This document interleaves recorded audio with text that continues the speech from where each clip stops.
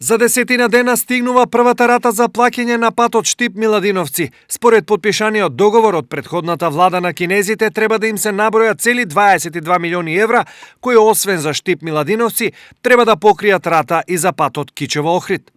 Сето она што го имаме заштедено во претходните месеци сега ќе отиде за плаќање на ратата. Долгот кон кинеската Синохидро го плаќа јавното претпријатие за патишта и тоа исклучиво од пари на граѓаните собрани од патарина, патни такси за регистрација на возилата, како и од акциза за нафтените горива.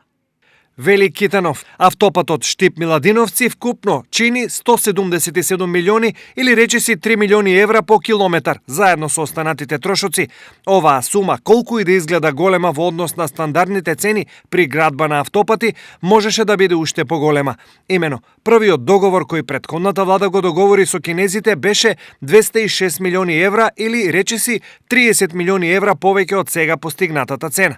Но кинезите заедно со некои наши уште пред неколку години на граѓаните им врзаа свилен гајтан околу вратот.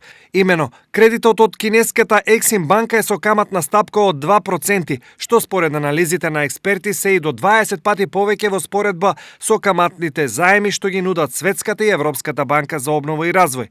На чиј грб секе се сведе е јасно и тој грб овој товар ќе го носи цели 20 години, колку што е рокот за отплата на овој кредит. Инаку, 90% од вредноста на автопатот Штип-Миладиновци го финансираат кинезите, останатите 10% се обезбедени од државниот буџет. Законите за инфраструктурните проекти беа изгласани во Собранието на Република Македонија пред 6 години, а изградбата започна 6 месеци подоцна.